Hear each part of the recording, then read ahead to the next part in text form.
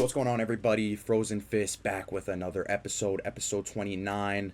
Oh, the boys are firing right now. Oh, I might get up and just start selling, bro. Boys are in flow state right now, boys. We just had a fucking sick interview. Banger interview, We're not, Louisiana's finest.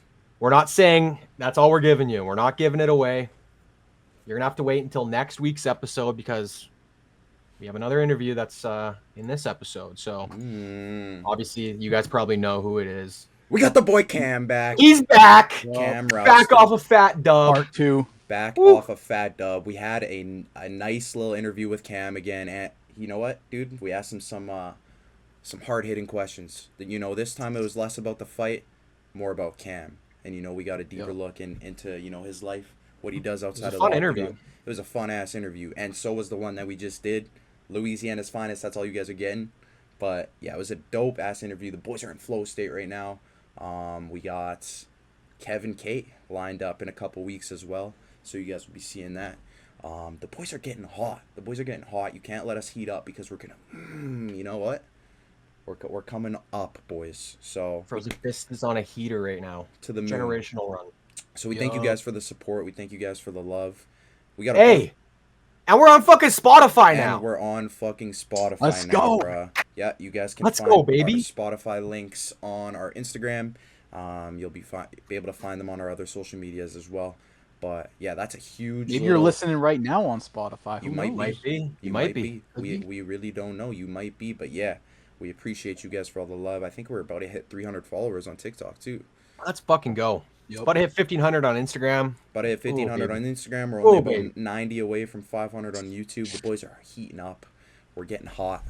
And you know what? You can't let the Frozen Fist boys heat up because we might just take this shit to the moon, boys. We might just take over the fucking world, bro. Hop on the Frozen Fist train. Let's go. You guys better hop on this train before it gets too late. But anyways, man, we got not too much to go over today. We got some news to cover. I don't know. You guys got anything to say prior to us getting into this? I really don't got much to add, bro. I'm just excited to talk about some fucking fights. Just had UFC 325 last week, and that shit was awesome. I just want to say I went 5 for 5 on my main card pick, so fuck with me. But yeah, I'm excited, bro. This weekend's obviously just a fight night. Nothing too crazy. It'll be the first card at the Meta Apex of the year. So it'll be kind of cool to see, the changes that they've made. Obviously, is it going to look different on the TV? Is it going to sound a little different? You never know. Little louder. But yeah, we got some fucking pretty entertaining fights to talk about in a little bit. So I'm just excited to get into it, man. Yes, sir. I can't lie. Yeah, it was a good week. Good week for UFC. Obviously UFC 325. Win lose for me. It was a good card regardless. A lot of good fights, and to have some interviews, that was great. And yeah, a little fight night. First fight night of the Paramount era. Pretty excited. See how they handle it. See how it plays out.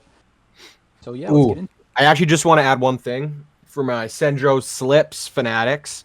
There will be no Sendro Slips this week just because it's a fight night at the Apex. I'm going to keep the Sendro Slips to just numbered events and arena fight nights. I just feel like these Apex cards, bro, it's a lot of unknown fighters, aside from really like the top of the card, but I think we don't want to water it down too much, right? I want people to I'm going to make you guys wait a little bit. You got to wait a little bit. So we're not going to be doing Apex, but everything else, it's on the docket. That's all right. We respect your decision, Sandro. It's all good.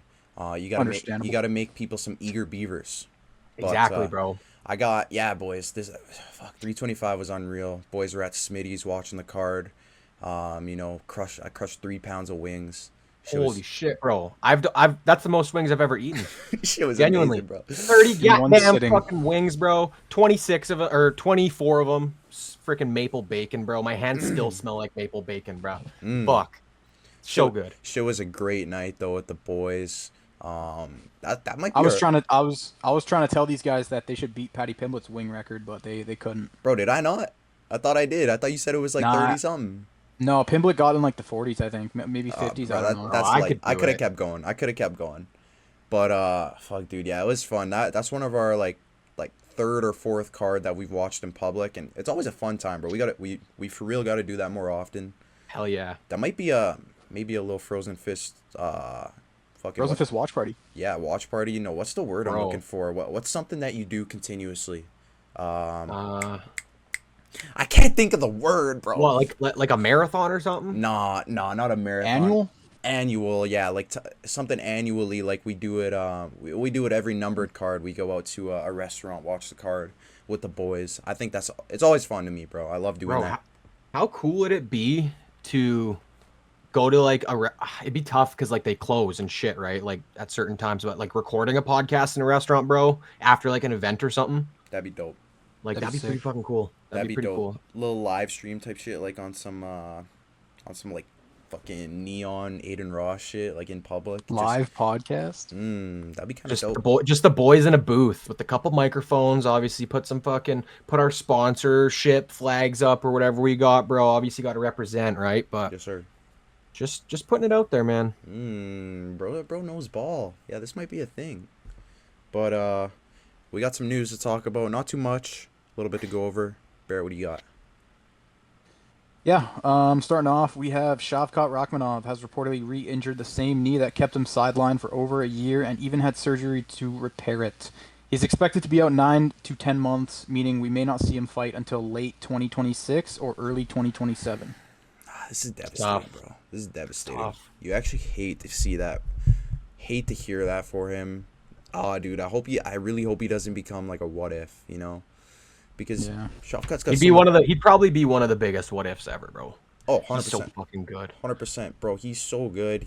17 finishes and 18 wins. Like, bro, undefeated. That's just like you can't make a record like that up, man. That's some shit that you don't see too often. I know he's coming from Kazakhstan where like probably the earlier fights in his pro career aren't crazy opponents, crazy, like good matchups for him, but either way, bro, 18-0 pro as a pro. You don't see that often. Really hope the best for Shavkat. I know he was going through like some shit in his personal life too, so bro, I'm hoping the best for him. I'm hoping his mental is okay. I'm hoping he gets back in the octagon as soon as possible because he's fucking good, dude. And Islam is a tough guy to beat. Shavkat's one of those guys who could potentially beat him. So we got to see Shavkat get back ASAP. I don't know if you're going to mention this later in the notes, Barrett, but he's also been removed from the rankings, the welterweight rankings. So just hoping the best for Shavkat. Hoping to see him back ASAP. Yeah, I think it only makes sense that he's taken out of the rankings. Obviously, you don't want to hold up that division with the placements and stuff like that. Colby Covington, though? Yeah, that's weird, bruh. That's weird. That is a weird one. That is very weird. Yeah, it's tough. In my opinion, I think when he's ready to go, bro, you put him in there with a top 5 guy. Whether he wins or not, bro, we'll just have to wait and see how that plays out. But I think if you put him in there with a top 5 guy, he gets a nice win in, spectacular fashion, bro. Boom, right back into title shot talks.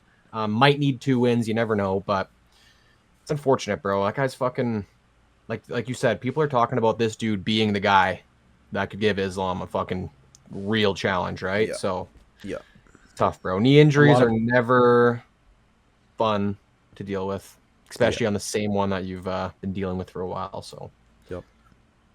I've seen a lot of people say that Shavkat is the best in that division outside of Islam, so yeah, it just sucks. It's a deep division, so it's really tough to say, and especially when you haven't seen him fight in so long. But he's definitely up there, bro. He definitely is up there. Yeah, and like Aaron mentioned, Shavkat has been removed from the welterweight rankings. Michael Venom Page is now ranked in the welterweight division at 15. So, MVP back in the rankings there. I mean, bro should have been ranked already, to be fair. I can't even remember his last fight at 170, but bro, he should already be. Yeah. Was he in the 185 rankings? I can't remember if he was. I'm pretty sure he is. Pretty sure he is. Interesting. Looks like QJB's got a check. QJB's checking?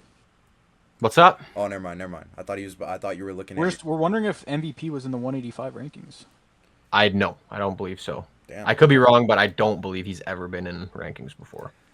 What? Okay. Why, bro? I mean, like, we'll get to that after, bro. I mean, he was like kind of flip-flopping between divisions and shit. Yeah, true. Fighting guys who weren't.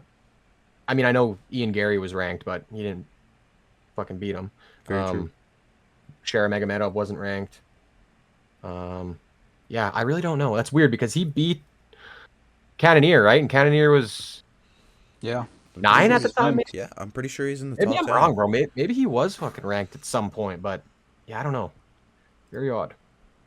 A lot of people, we'll get to it. We got Jonathan Mikalev wants to fight Neil Magny after his UFC 325 victory. Jonathan wants to beat the Neil Magny test. Bro wants the gatekeeper. No, that's valid. Yeah. That's valid. He looked good, bro. I mean, I think we I feel like we missed a little bit of it, but Bro, he was losing that fight until he got the choking. well, that's what I mean. Like he looked good on the ground, bro. His striking is very unorthodox and like is very. He was getting fucked up Yeah. before he landed that lucky shot and fucking Yeah, broke fucking what's his fucking face? Oban's face. Literally broke his fucking face. Yeah, bro. I don't know. I like Mikalev, bro. I like him. Maybe I'm just skewed by my bias, but he did look. I will say his striking needs work. Especially when he's pushing forward, his striking looks ugly as fuck, bro. And he posted a video about that, so I'm glad he's aware of it. But like, he is a killer on the ground. Respect. Yeah. Yeah, he's dangerous on the ground for sure. But that matchup with Magny, bro. You guys know how I feel about Neil Magny. We don't got to get into it again. Yeah. But I don't know if he could pass that, bro. Unless he really puts the work in and, like you said, like sticks to the shit that he's got to get better at, bro. I could see Neil Magny upsetting him in that fight. He might not even fucking show up as like the favorite. Magny might be the favorite. I would say Neil Magny probably would be the favorite, bro. Because like Mikalev, I mean, he's only had 2 fights in the UFC. Oban Elliott is a lot of potential. Again, a guy with a lot of potential who just hasn't really lived up to it. So yeah, dude, I don't know. Yeah, I like Mikalev though. I think he's a fun guy to watch. Like, although he's striking definitely needs some work. I like his ground game, and yeah, he cranked that neck, bro. So the UFC 325 fight of the night went to Volkanovski versus Lopez, obviously. rightfully so. And then the performance of the night went to Quillen Sackhild and Mauricio Rufy. Bro, Rufy, he kind of surprised me, bro. I can't, maybe not surprised because like it was obviously like you could see a knockout coming, but maybe I was more, maybe Fiziev surprised me. Yeah, he was sniping, dude. It just, anytime Fiziev tried to get into the pocket, tried to push forward, Rufy was just throwing that right over that counter right, just floating back, stinging him, and that Fiziev had a lot of like hesitation after that. So Rufy's a sniper. Dude, Evan was geeking about Rufy. This is a dude who's never watched UFC. He's like, holy shit, this guy's a sniper. Yeah, he's fun, bro. He's fun to watch, man. Rufy is fun, man. In my opinion, he's got star potential. Super fun to watch. He's very skilled. I think one day you got to run it back with BSD. We got to see that fight again, man. Like, I feel like we didn't see Rufy at his best against BSD, but that loss is aging well for sure. Bro, and considering how he came into the fight, being sick the week leading up to that and then feeling shitty the day of, like not even being able to really get out of bed, like it's fucking pretty legit, man. That dude's he's kind of scary. Yep. But yeah, congrats more into it, bro. Good money there. Yeah, we'll dive more into it when we get to that point in the card. But I will say, Rufy did surprise me how good he was in that fight against Fiziev. Back to MVP. We got MVP versus Sam Patterson at UFC London on March 21st. We just bang off all these fight announcements because this is all the same card. Yeah. All right. We got a bunch of UFC London announcements. Let's go. So, yeah, MVP versus Sam Patterson. We got Luke Riley versus Michael Aswell. Bang. We got Mick Parkin versus Mario Pinto. Mario Pinto was an honorable mention in our UFC prospects list. And then we got the main event, which is official. Everyone's been reporting on this, but it is now official. Movsar Evelev versus Lerone Murphy is officially UFC London's main event on March 21st. UFC London has bangers, bruh. Yep. Bangers, top to bottom. I'm pumped to see Luke Riley fight. Fucking love Crazy that bro goes from making his debut to being co-main in London, bro. That's pretty sick. dude. He's. I'm not sure if it's co-main, is it? I think I it's don't know co-main, if it's bro. official. Is MVP versus Sam Patterson not the co-main? Or I think it is Luke Riley. Actually, it is Luke I'm Riley. pretty sure it's Luke Riley, boys. Yeah, I remember seeing a post of that. Yeah, that is crazy. But Luke Riley has star potential. No, bros. it's Michael Page versus Sam Patterson. Oh, it is. I swear I saw a post that the UFC put out. like they ordered the fights. Obviously, Mofsar. Luke Riley's on the Yeah, prelims. yeah. Maybe they What? weirdly ordered it because I saw the same thing you saw, Ronnie son. That's weird. That's weird. I thought it didn't make sense. That's why I was kind of surprised. But Yeah. Either way, he's got star potential too, dude. This is a dude who hits hard, fucking dominated Cage Warriors, and then came into the UFC, got a big win over Bogdan Grad. That's a tough test for a UFC opener, bro. So I'm really good, man. He's Nathaniel fucking good. Wood, Lozine Kita, Oh. Dolipe, TLD. Yep. Woo!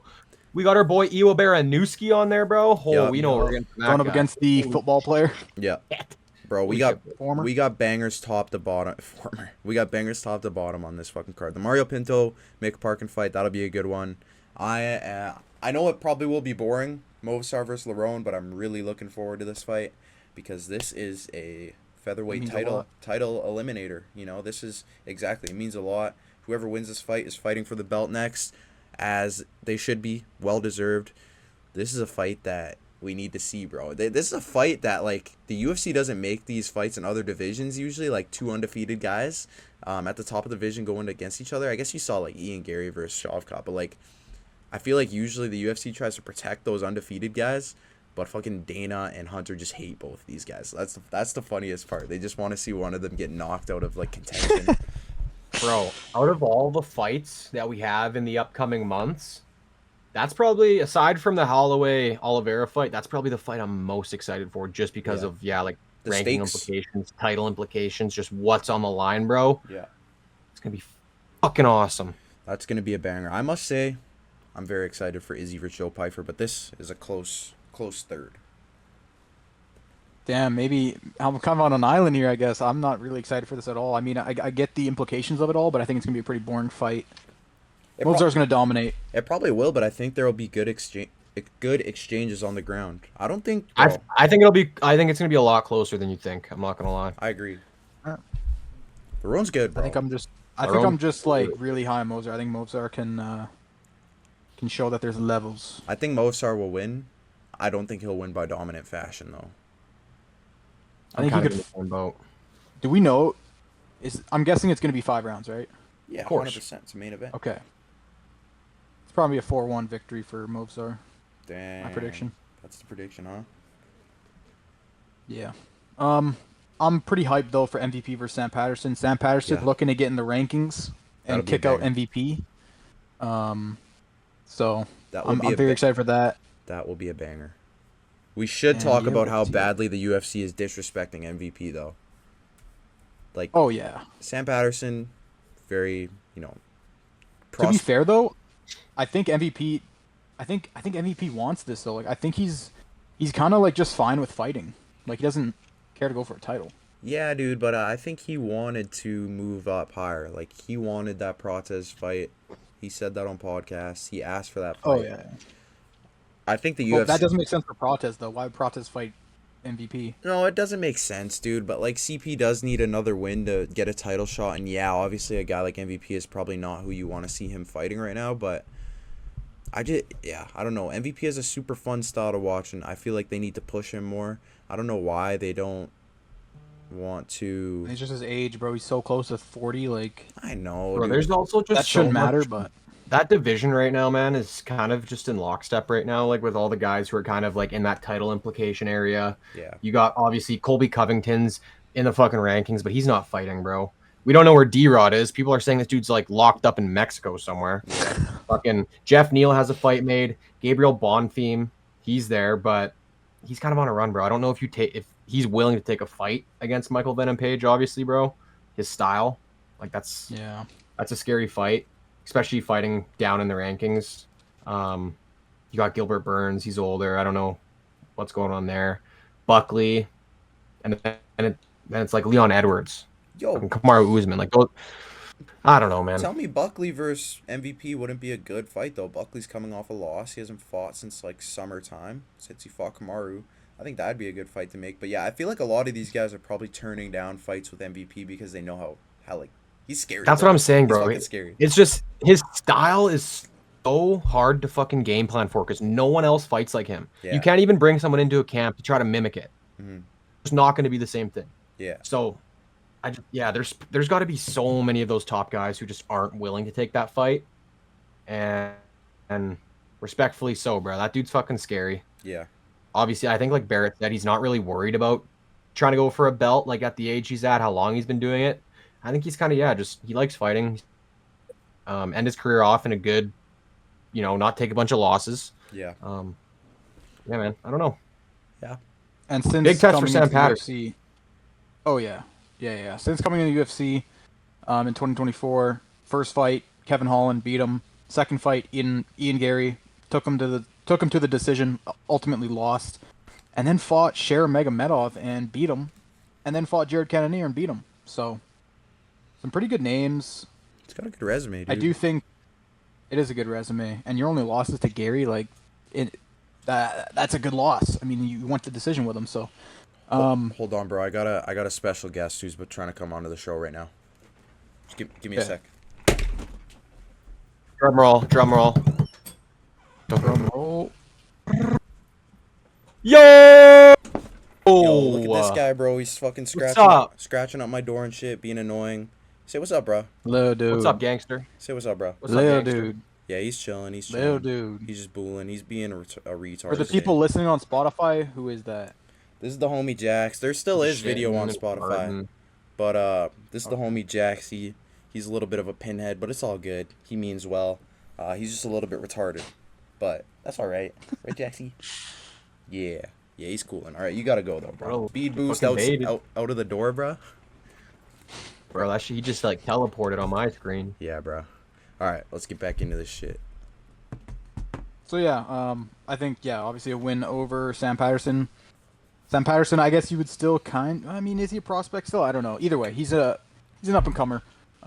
So if MVP can beat him, first 5 fights in the UFC could be crazy for this guy. So we'll see. Next up in the news, we got Asu Elmabayev is out of the UFC Mexico main event against Brandon Moreno on February 28th. Give us the other part of it. Loner Kavanaugh versus Brandon Moreno on February 28th at UFC Mexico. Loner is stepping in. Bruno Silva versus Charles Johnson. So Loner steps in on short notice to fight Brandon. He leaves Bruno with no opponent, so Charles fills in for Loner. So it's Bruno Silva versus Charles Johnson on March 14th for UFC Vegas 114. So Loner just goes up a few weeks, and yeah.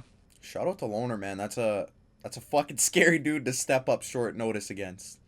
Shout out to Loner. I think I don't know how he'll do. Bro's really trying to follow this Joshua Van path. I think Brandon Moreno might pick this guy apart. I think this is a little bit too soon for Loner. I think this is a big risk he's taking. But hey, pressure makes diamonds, man. You got to take risks like this if you're trying to make it big. So I fucking respect Loner for this. It's a big test, though. Bro, it's a fucking huge test. I agree. I think Brandon Moreno going to kind of just show there's levels to this shit. Being as young as Loner is, as inexperienced as he is, going up against a former champion, bruh. It'll be interesting to see how he actually holds up. If he somehow pulls out a win, bro, and like you said, goes down that Josh Van route, that'd be pretty fucking cool to see, because I like Loner Kavanaugh as a fighter. Obviously, we saw him fucking that insane knockout on the Contender Series to make it to the UFC. That was awesome.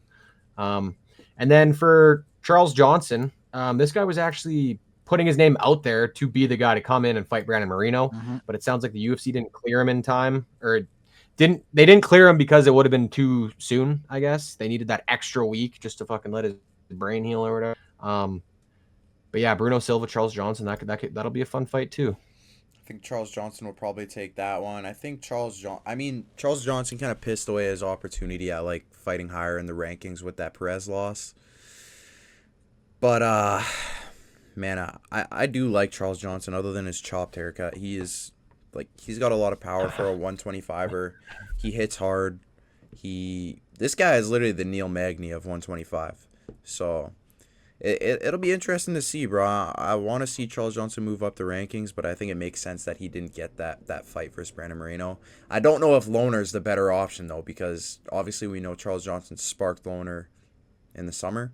So yeah, it's It's kind Yeah, of and that's what people kind of have a problem with. Like, the guy that Charles beat is the one getting the short notice opportunity. yeah. I But don't know. I get the argument, but typical UFC Yeah. route, like they're obviously gonna push the younger, more highly touted prospect, right? Like that's just how this organization works, especially under Hunter Campbell now. Yeah. Yeah, definitely a big step up for Loner. Obviously, going from Bruno Silva to Brandon Moreno, and just that complete switch of game plan. Um, it'll be interesting to see how he does. Brandon's getting another youngin. This dude's got to feel a little old. Just all these, I think they're both 26. Him and Tatsudo, maybe. So yo, I'm a gonna just couple go young quickly with guys he's fighting. this. You guys just keep flowing though. I bet. Yeah. So a couple young guys he's getting here. I think Brandon. I don't know if he makes quick work of Loner. I think Loner he does have the pieces and all that. It's just so early in his career. And he's getting Brandon, man. He's getting fucking Brandon Moreno. Main event. That's what I mean, bro. It's a huge test, and obviously we saw like a dude like Tatsuro Taira kind of. I mean, Brandon Moreno won that first round, but Tatsuro Taira took over that second round, and like, Brandon Moreno, I wouldn't say he looked his best that fight. So like, there is a slim chance that maybe we start to see him kind of on a decline now. I feel like we've already been seeing that for a while. But he got that big win over Amir Albazi. He beat Steve Erceg. And now, coming off a loss. So it's tough to say, bro. I don't know. I like Brandon Moreno.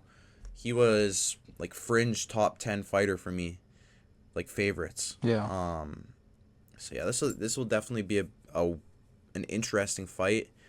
And, happy for Loner, dude. Main event. He's only 2 or 3 fights into his UFC career. This is a huge step for him. And yeah, as we mentioned, I'm looking really forward to this one. I would way rather see this fight than Brandon Moreno versus Asu. Asu's boring as fuck. Great fighter. Yeah, no, Very 100%. boring. 100%. More along the lines of Brandon Moreno. This is also in UFC Mexico, so I don't think bro's losing in his hometown or home country or whatever. So Yeah. He wears that Mexican. He represents that with pride. So. And he's still good, bro. Like I know you said it seems like he's more like he's I don't know what words you use, but I think he's looked all right in his last fights. I just think he's declining, right? He's getting old, but he definitely he like I said, he was coming off some wins before. He beat Steve Erceg, beat Amir Albazi. Just Tatsuro Taira. I mean, like I said, he won that first round, but Tatsuro Taira showed that you might be getting a little old here, buddy. True. So, I don't know. Maybe that's just that's how good Taira is, though. I was just about to say Tatsuro Taira is a bit of an anomaly, dude. I feel like he, you know what? This might be a hot take. I think he's gonna beat Josh Van when they fight. I think that's. I don't even know if that's a hot take. I think that's a pretty valid take. Okay. Well, but I'll take that. Shit. Brandon Moreno, fighting at home, gets this win. Get some love back, get some love back for the game. Yeah. So that'll be cool. And then as for Bruno Silva versus Charles Johnson, that'll be a good little fight for UFC Vegas 114. Yeah. Next up, take this with a grain of salt. Conor McGregor versus Mauricio Rufy is being discussed for the UFC White House event. Conor wants an up-and-coming striker, and Rufy seems interested. Yeah, we got to run this shit. But also, I don't want to see either of these guys lose. So maybe don't run this shit. Give me fucking give me Rufy. Dude, I don't even know. I really got nothing to say. It'll be fun, but bro, I don't even know if we're gonna get Conor at the White House. Let's be real. We getting Conor at the White House, bro. He's locked in. Yes, we are gonna watch Conor McGregor. I'll believe it when I see it. Bro's back. Okay, actually, we can do this. Give Conor Islam, and give Rufy. Who could you give Rufy, bro?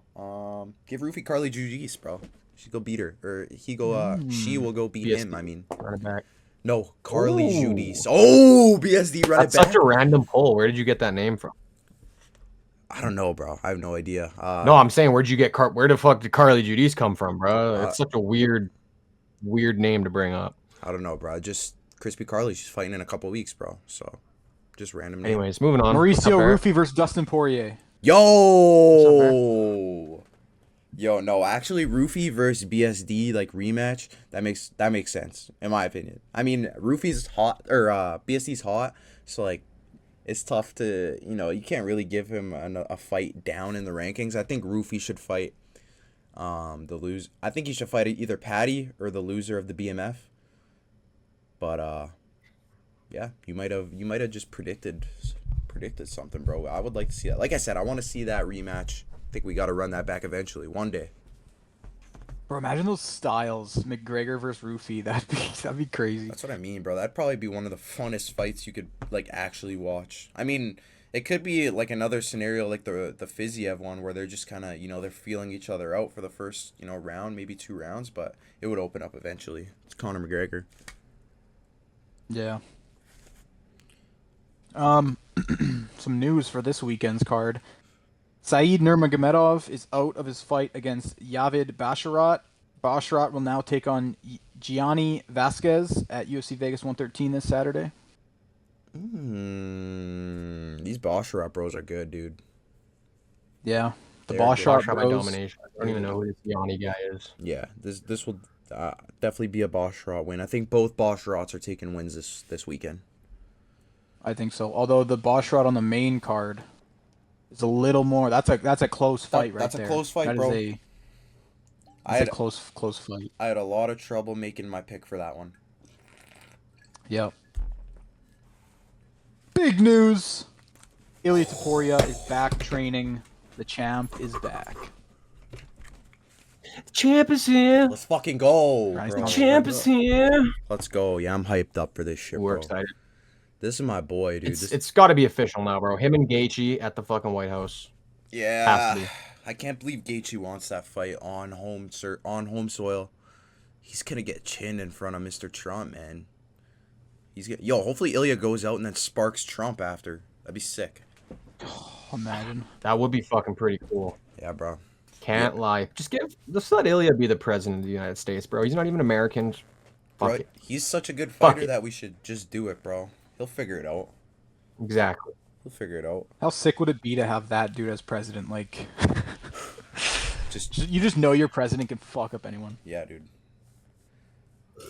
Are we gonna mention that last one? I mean, we kind of already did mention it. Yeah. Just there's been rumors and everyone's saying there's 90% chance that Ilia Topuria's next fight will be against Justin Gaethje at the White House. Gotta be 100. Justin Gaethje, you better bring your chin with you, buddy. Yeah, dude. You're getting sparked. I Keep hate that to say it. chin tucked, boy. Why would anyone want to fight this dude? Why would anyone want to fight Ilia Topuria? Especially he's coming off a fucking I don't think he divorce. wants to fight him. He has to fight him. No, I know he has to, but like, bro, if I'm a 155er, I'm moving weight divisions. Fuck that bullshit. I'm not trying to fight Ilia Topuria, bro. I'm good. I'm good off that. Yeah, we're going to see Justin Gaethje get sparked. We're going to see him get sparked worse than Max Holloway did him. Bro, do you think Ilia Topuria is going to send him into retirement at the White House? Yeah, dude, for sure. 100%. Yeah. I mean, That'd be a crazy retirement. Yep. if Gaethje, if he doesn't get this undisputed, he's hanging him up. And yeah, that sucks. Justin Gaethje is a legend, but like, bro, no one is. There's one guy in the UFC who could beat, maybe two. There's one guy in the UFC who could beat Ilia Topuria, and it's not Justin Gaethje. We got UFC 325 to talk about couple prelims to talk about. Obviously, we talked about Mikalev versus Oban Elliott. Torres Finney, not a fan of this meatball, but respect, dude. He finished the fight with a fucking torn Achilles or whatever happened to him. Yeah. Flat-footed, man. You gotta respect that. I mean, he got dominated in every sense of that fight, but it's hard to win a fight when you're fucking on one foot. And then our boy, who... Oh, I guess we should actually first cut to that interview. I guess we should. I guess we should. Do we do that now? Yeah. Oh, shit. Yeah, I guess. We'll we do did, it now. We did jump the gun. After news, we jumped the gun a little bit, but we had Cam Rowston on, as we mentioned, back after his fight at UFC 325. Talked to him a little bit about the fight, talked to him a little bit about life, so hope you guys enjoy that right now. On. Not much, man. Just chilling. It's an absolute scorcher day here in Australia. Shit, dude, it's the complete opposite here. We got to get on your wavelength. Yeah, that's what I need right now. 100 degrees outside. How much? You guys use Celsius or Fahrenheit? Celsius. Okay, 35. Damn. Golly. Oh, that's a nice summer day for us here. Yeah, dude. Oh, you like that. All right, I got the recording going if you're ready to go. There you go, man. All right, Cam. All right, thank you for coming back on. Huge weekend for the boy. I'm sure that you had a lot of fun festivities after. How's the last few days been after the big win in your hometown? Yeah, the last few days were crazy. Monday, probably till about Monday night, so almost 24 hours of just straight partying. It was I hate myself now, but I'm good. I'm back. I'm alive. We ready to get back to training. Back on the assault bike today, though. You're locked in. Locked in, man. Just gotta sweat out all the booze. I hear you. Okay. Yeah, you mentioned last time you were on that you had a bunch of family out there. Obviously, being Australia, what'd you guys get up to? How many hard rateds did you crash? Get that sponsor yet? No, I haven't got the sponsor yet for hard rated. They left me high and dry. They commented on my post and they followed me back, but nothing yet. My people have reached out, but but no, I had a lot of friends and family come and see me after the fight at the after party in the bar, and that was awesome. We were just massive high. Hell yeah, man. Oh, yeah. Well, we will be posting clips. We'll get you that We'll try to help you get that sponsorship. It's only right. Yeah, let's do it. Let's do it. The first one I got is just if you can tell us, Cody Brundage, very like unorthodox from what I've seen watching him fight. What was the game plan for a guy like that? Like, I mean, he's a vet in the UFC, but just like I said, unorthodox, kind of lunges into his punches. How do you prepare for a guy like that? The game plan was just to like kind of draw the fight out. We knew that the first round was going to be hectic. Like, he is a very fast starter, and I had to be like super sharp in that first round. And as the fight gets further on, like he fades a little bit, and he's not quite as explosive and doesn't have as many I guess attempts at finishing the fight or just bridging in. So as the fight got further on, I knew I could make the reads and make the adjustments, and that was basically it. Just let draw the attacks out and make the calls and just download as much information as I could in that first round. Yeah, he was just lunging into those punches first round. We're at a sports bar and everyone was like, "Oh, like this Brundage guy, he looks crazy right now." But I must say you have a lot of new fans because we must have put you on at least 20 new fans. So. Oh yeah, nice, thanks boys. Appreciate that. We got you. QJB. I was just gonna wonder, like, how are you physically feeling after a fight like that? Very, entertaining wise. How's the body feeling? Body's good, man. Like, I'm just taking this week off, and then I'm back to it. I still went into the gym and like lifted weights and like did a bit of air bike this morning, but other than that, like, it's ready to go again. I want to help the boys get ready for their fights. Israel's got a big fight coming up. Navajo's got a big fight coming up. I want to jump in there and like be a body for those guys because that always levels me up when I help guys like that. And then just start looking to get another fight soon. Yeah, on that note, like obviously you brought up last episode, you want to be an active fighter, as as healthy as you can be, try to get 3 to 4 fights in a year. When do you think we'll see you again? I know that the International Fight Week is kind of like the middle of the year for the UFC. That's for the UFC calendar year. That's kind of like the middle. I want to fight before then, so I want to have one more fight before the middle of the year. Whether that's like the end of May or like early June, that would be perfect. Hell yeah! Any opponent in mind? Anyone you want to call out? Nah, no opponents in mind yet. I don't know. The middleweight division's pretty up in the air. If they're top 15, man, I won't say no to that. But anyone outside of that or anyone who's a former top 15, I will gladly take that with both hands. Yes, sir. Awesome. Love to hear that. I'm curious, considering it was an early card, like for you guys, is it a little weird fighting that early on, or like, do you prefer the evening? What are your thoughts on that? It wasn't too early because it worked out to be about midday when I was fighting. Okay, And okay. in New Zealand, that's about 2 p.m., which is usually like we train in quite early in the morning in New Zealand at about 10 a.m., 10 to 12. So it was kind of just felt like a normal training day for me, really. Like if I just woke up at my normal time, had breakfast, went for a quick walk to get a coffee, got picked up by the UFC, and then a couple hours later, I was making the walk to the ring. So it was just felt like a normal training day. Hell yeah. Nice. You briefly just mentioned, you obviously, you train with guys like Izzy. What is it? How does training with guys of that caliber, how does that help you prepare for a fight? And I guess the other way around, how do you help those guys prepare for a fight? Yeah, when I train with those guys for a fight, like it's you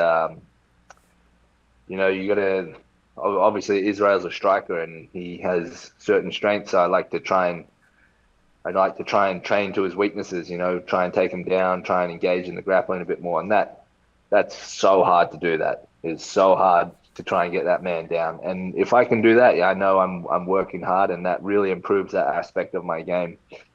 And also the speed as well. Like he's so fast, like it just shifts everything up a gear in like the speed that you have to operate at. And then yeah, like when those boys help me, like it's obviously it's just phenomenal just to have like one of the best to ever do it in my weight class just to move around with me. Because if he can't do things to me, then there's no way my opponent can do those things to me either. Yeah, absolutely. Yeah, I'm a Yeah. well known in this pod. I'm a huge Izzy fan, so that's just cool. It's like I don't know how long you've been training at City Kickboxing, but or how long into your career you went to that gym, but is going to a gym and seeing like a guy of that caliber, is that kind of intimidating? Yeah, well, I've been at City Kickboxing for about 7 years now, just over seven. Well, when I first walked into the gym and like the first day I was on the mats with Israel, I was like, oh shit, like it's like seeing a bear in the wild, like whoa, you're like a bit taken back and you're like, don't touch him because you don't want to be annoying or anything like that, Yeah, or like yeah, don't make any noise so he looks over here. But then, man, once you start training with them after a few sessions or a few weeks, you just realize that they're normal just like you, they're learning all the same stuff I am and they're learning from the same coach. They're doing the same hours that I am, and yeah, they're hell just a person just like me. yeah. No, fair enough. So I'm pretty big on superstitions, and we do hear a lot of athletes, at the higher level, at the highest levels, essentially talk about, different routines they have, superstitions they have. Do you have any of those? Do you do Mm, anything I'm, during fight week, fight day? I believe in a lot of superstitions as well. None for me personally, but I know there's some that are like blanket superstitions for the UFC. So ones that I don't do is never get a haircut on embedded. You can get a haircut, just don't have it on embedded. Fair, fair. Never walk out to Eminem. So you Okay, can't. okay. No Marshall Mathers, no D12, no Rihanna with Eminem, nothing with Eminem in it. Don't walk out to a song with Eminem ever. Okay. And then never fist bump Bruce Buffer when he's announcing. Okay. That's That's a that's got to big be one. my biggest one. Yeah. Big no-no. All Fair right, enough. all right. Yeah, when Bruce Buffer was announcing me on the weekend, I looked at him and I'm like, don't fist bump him. Don't, I'm just ignore him. He's not there. Don't look at him. Just look away. Stay far away. Uh, That's funny. Yeah. I'm curious, were you able to catch the rest of the fights? And if so, what did you think of Volk's performance? Yeah. We by the time I got out of there and the UFC got me back to the hotel, me and my mate Brogan, who was in my corner, we were watching. We made it just in time for Hoofy versus Fiziev, and What'd you think yeah, of and the that one? other and the fights after that. Man, that was Fiziev was doing everything right. I was just thinking at any moment now, Fiziev's he's just gonna drop the hammer, like he's gonna make the adjustment and get in there and just like unload on Hoofy, but Hoofy's just he's Sniper. so elusive, man. Yeah, sniper, absolute sniper.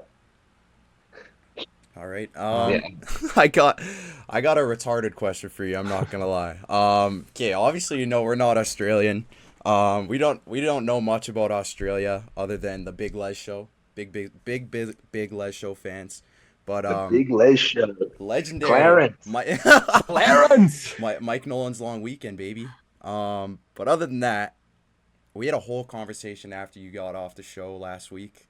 Um, about kangaroos. Okay, we're really wondering how often you see a kangaroo. Like we compared it to deers, where like if you're driving on the highway, you might see a deer every now and then.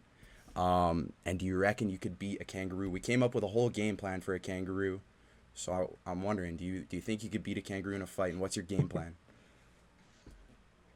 How often do you see a kangaroo here? If you're not in one of the big cities, man, you're gonna see them. Like you're driving around and there's signs all over the place like beware of like kangaroos and shit. Yeah. Like they'll have like the silhouette. So you got to be careful. Like my dad hit one with his car a few years ago. Like it just jumped out at him one night and his car just went oosh and just bolted over.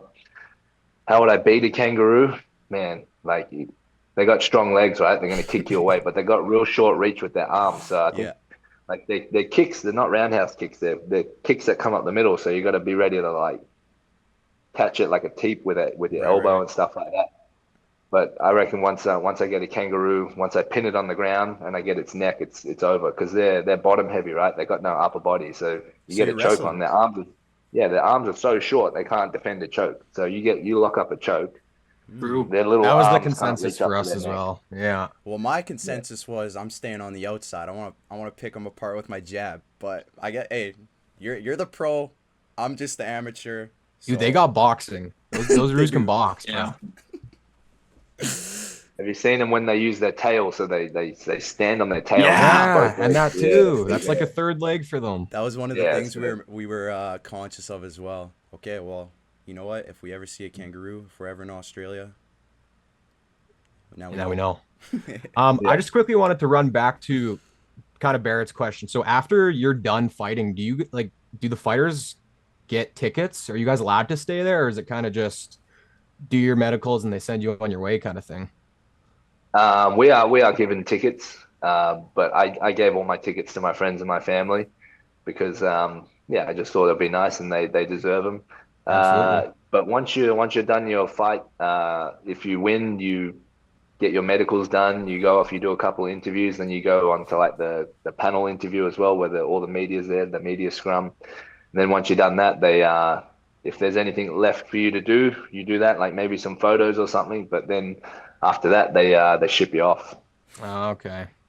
Yeah. Yeah, I always see like those little memes of like Johnny Walker walking out of like T-Mobile Arena in his fight gear still. So I feel like no one I don't like, know. like that's always been up in the air. Like the fans never really see that side of it. Yeah. They apparently they do that now. They used to let you like go and watch the fights, and they would have like a green room for afterwards with like food and stuff. But apparently, a lot of the teams, well, not a lot of the teams, but sometimes the teams and the fighters still like try to fight each Yeah. other backstage. Yeah. So they get everyone out of there. Oh yeah. Fair enough. Barrett, you got anything else? I got another outside of the UFC question. What are some of your hobbies outside of MMA, and what do you like to do when you're not training? Oh, I'm big into video games. I got an Xbox. I love Hey. jamming some Xbox. What are we ripping? especially- What are we ripping? During this training camp, I was playing a lot of Call of Duty World War II and Tom Oh. Clancy's Precinct. Okay. I'm a big Red Dead Redemption 2 guy. Like I've got that. I haven't finished it. Oh, Okay, I know how it ends, but there's just so much to do in the game, you know. Yeah. It's just like the main mission is like I don't even want to do that. I just want to go you got to out take there. your time with it. It's so good. Yeah, that's what I've heard. I'm definitely taking my time with it. It's been chipping away for about 3 years now. There we go. Hell And yeah. Arc Creators is huge in the community right now. You've been playing that at all? No, Navajo's been trying to get me onto Arc Raiders with him and the boys and just get in there and like do some extractions, but I haven't made my way onto it yet. Fair enough. All right, I think that's everything from the boys. That's it. All Nice good. one. Yeah, that was One fun. final thing. How are the Mhm. cats doing, and what are their names? Ooh. Cats are good. they had a little bit of my neighbor's been taking care of them, and she said they had a little bit of a fight yesterday. But fighting for them is just that's par for the course. Yeah. But I have a 4-year-old. She's called Taiki. She's an absolute bitch. She's got one eye, no tail. Loves to fight. Will fight anything: dogs, kangaroos, koalas, possums, anything, hedgehogs. And then I've got a 1-year-old called Tyson, and he's a big sook. He just gets bullied all day by Taiki. Oh no. Yeah, we're big cat guys over here too. We have a couple of our own. Same thing. They're just scrapping all the time. The one of them doesn't even want it. She's the older one, so she's just a little on the chiller side, but the young guy's he's always bucking. It sounds like the exact same situation, yeah. Yeah. Always scrapping. The younger ones just have too much energy. All right, Cam. Well, we appreciate you for coming on again. Hopefully, maybe we can get you on one more time, or however many times you're willing to come on. But I've greatly appreciated. I'll send you more. Congrats on that big dub. Congrats once again. Boys, unreal performance. Thank you. Loved it. All right, brother. Awesome. Peace out. Cheers, guys. Thank you. Cheers, bro. Thank you. And we're back. Yeah. How was that, fellas? That was pretty good, huh? That was a pretty fun interview. That was a pretty Hope good you interview. guys enjoyed it. Okay, man. UFC, dude. UFC 325. Cam Rowston, second round TKO over Cody Brundage. Cody Brundage, dude, I'm not gonna lie, that first round had me a little bit worried.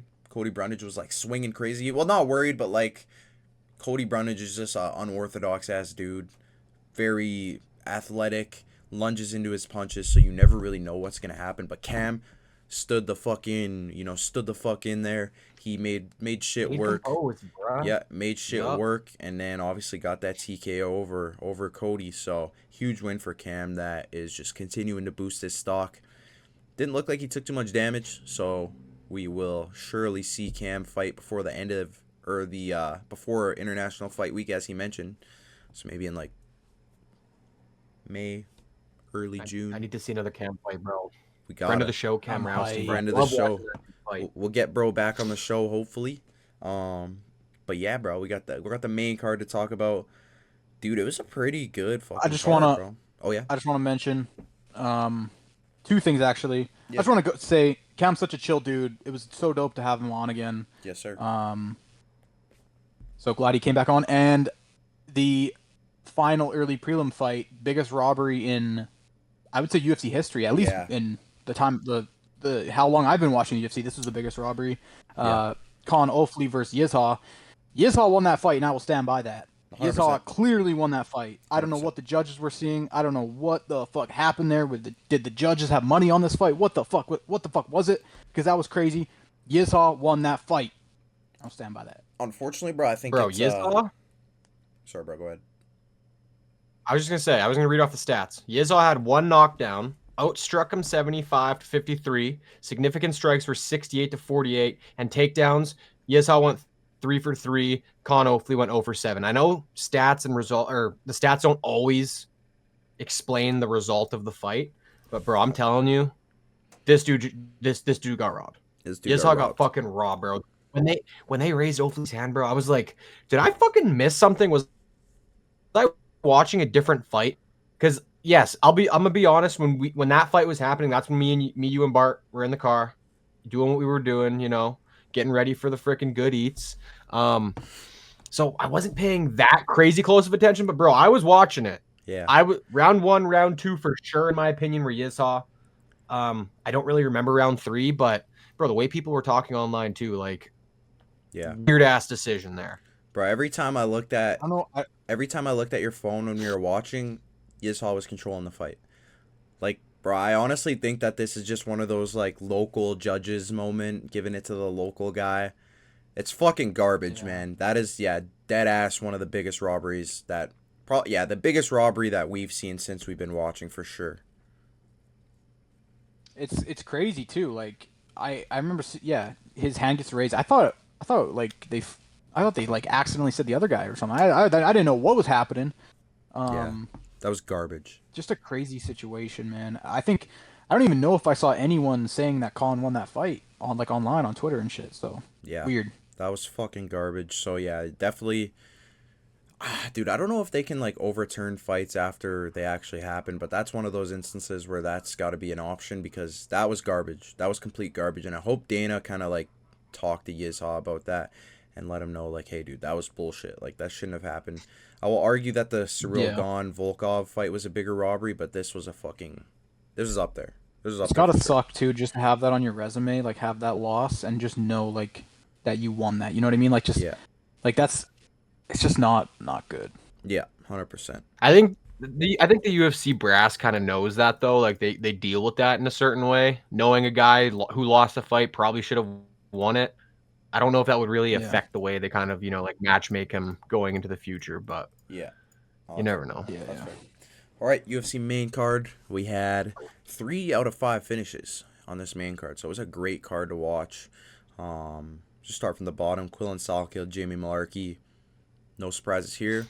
Quillen Saul this dude has, he's well rounded in every aspect in the mixed martial arts.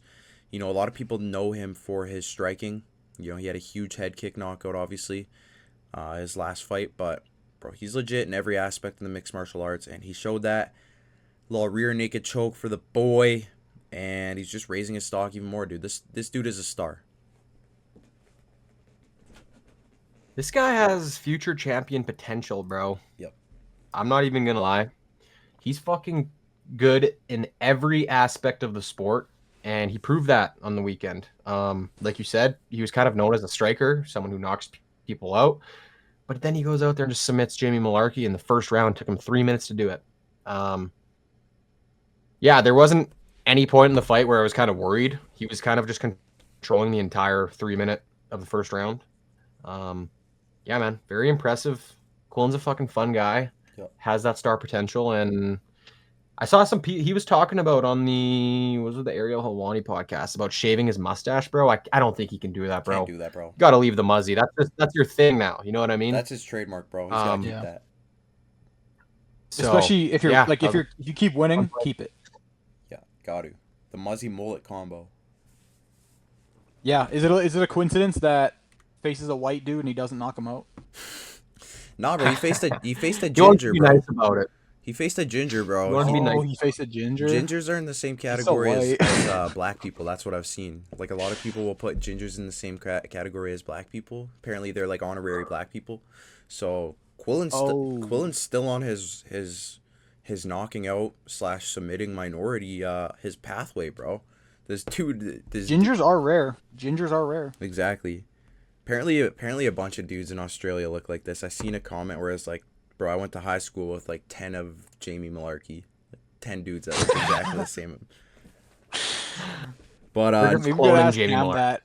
We gotta ask Cam that. How many Jamie Malarkeys did you go to school with? For real, bro.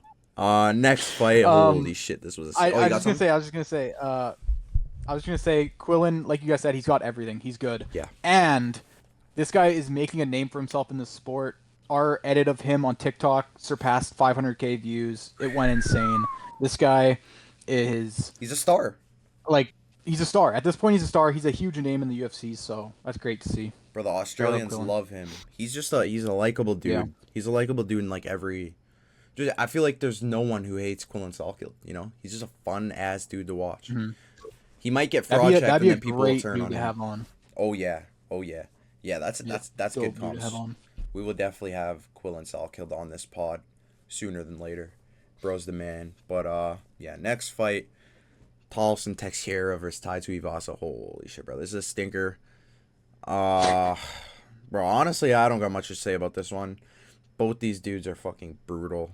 Like, just not, bro, they just, I don't want to say things and, like, be rude about it because both these guys would fucking kill me in a fight. But, like, bro, they're just, Taliesin Teixeira, this was his chance to, like, show that, you know, he's not a fraud. Maybe he just got caught by Derek Lewis. And, bro, his stock doesn't rise one single bit after this fight. He did not look good. Yeah, he controlled the first 2 rounds, but the fact you're getting that gassed against a guy like Tai Tuivasa, I mean, I'm sure that's a heavy guy to go against, but, like, bro, you can't be, yeah, it's just not a good performance from either guy. Tai, though, hey, dude, he almost knocked Taliesin out, so Just a shit fight though to watch. It was entertaining from like, What do you mean, bro? This Bro. was so technical. bro. Yeah, Patty versus Gaethje. Bro, off fight. genuinely, my stance on this is it was a fun fight because of how fucking shitty it was. Yeah, exactly. It was shitty enough to the point that it was actually almost enjoyable to watch. Just seeing how fucking tired they were, bro. Wondering who's gonna be the guy to be able to pull it off. Who has the more gas in the tank? But like, bro, when you have them both standing in the middle of the octagon with the hands on their hips, and then when the fight's ending and they're both just kind of lying on the octagon trying to fucking get some fucking oxygen inside their body, like it's just not a great look for the UFC, bro. The heavyweight division in itself is already fucking very watered down, and now we got to worry about guys going out there not even being able to last past the first round before they get tired. Exactly. Bro. Peak athleticism, but yeah, man, I got nothing else to add to that. I took Taliesin to win. It happened. Unfortunate for Ty, bro. I wonder what happens now with him. 6-fight losing streak. I still think I don't think the UFC is gonna get rid of him. I still think he's like a fan favorite kind of fighter. You can kind of just send him out there against anybody. But you never know, bro. You really never know. Yeah, I think he might Go ahead, Barrett. I was gonna say he might self-retire, dude. Like he might just have to. He might just check himself out at one point and just be like, you know what, this is, maybe going to some dirty boxing. I don't know, I don't know what. I don't know. It didn't really sound like he wanted to retire. Like he wasn't speaking like that after the fight in the post that I saw. So yeah, he does. I think as long as the UFC is okay with keeping him around, he's gonna stick around, bro. Yeah, he does seem motivated. He does seem like he's eager to. It seems like he has a love for the sport again. But shit, dude, there's definitely things to work on, and he acknowledged that, so that's good to hear at least. But I don't know.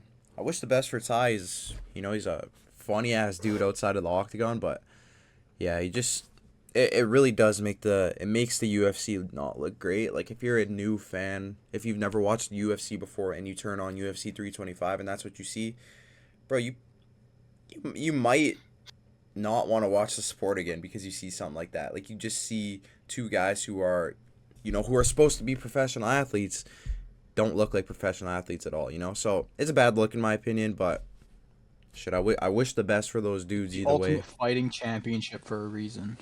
Exactly, and let the heavyweights juice up again, bro. The only make heavyweight great. That's what this fight did for social media, bro. A lot of people on social media were saying, let the heavyweight division have roids in it again. Yeah, bro, it's never been the same since then. But yeah, I mean, I don't want to, like I said, I don't want to talk too badly about them, especially because Ty trains with Cam. So yeah, bro, I don't know. 100%. I'm not trying to shit on them, but I don't know. It's tough. It's more just in an aspect of the fan base and how you view a fight. Mm-hmm.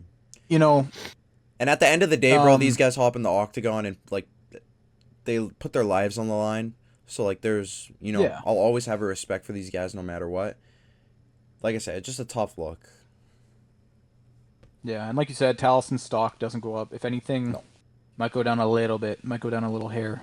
I'm not too high on him, dude. I think I don't think he's a top 10 heavyweight at all. No, I don't know. It's not seeming like it. Who knows, dude? Who knows? I don't know, bro. I don't know. We'll move on from that one. Enough negative Nancy's here. We got Rufi versus Rafael Fiziev. Kind of already went over this one, but an absolute banger. Very technical and precise in the first round. Fiziev was beating up that front leg, and Rufi was just hitting those counter rights. It was two guys really just pause, but feeling each other out and just learning each other's styles, getting comfortable with their range, their distance management in the octagon. It was even though there wasn't much action that first round, that's a fucking fun little round to watch, man. Just watching them, kind of read each other. And then obviously that second round, Rufi comes out, catches Fiziev, sounded like a baseball bat, wooden baseball bat hitting a fucking baseball. Sounded like the Sugar Sean knee to Cheeto's chin, or Cheeto's fucking orbital. That was a loud ass connection, and then that shit clapped, bro. Yeah, he made that shit clap, and then obviously Rufi got the job done, man. So yeah, this is a banger, dude. It's a banger, and I'm happy as a Rufi fan that he got his get back. Yeah, I can't lie. I didn't foresee Roofy being able to knock out Fiziev, but No.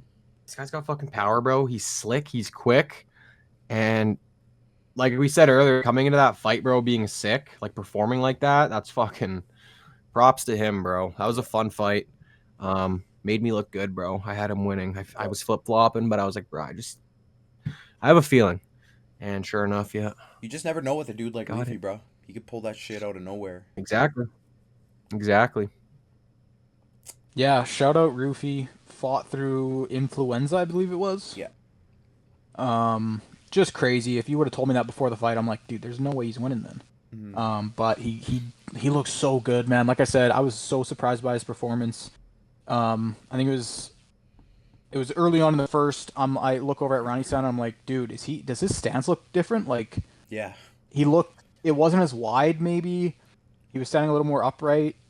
And he just looked a little different. I don't know. Yeah. But got it done, dude, and yeah, what a crazy way to I didn't see that ending in a Roofy KO TKO like that. I could have saw it happening, but I thought it was more likely that they would go to a decision.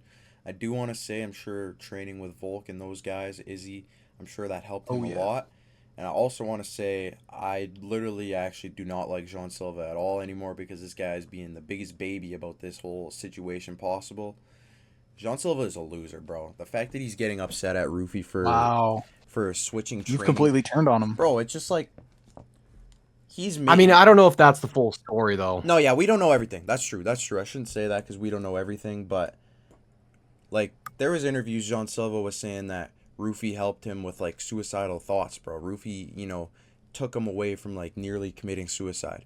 Like how could you, I mean, like I said, I don't know the full situation, but how could you turn on a guy like that?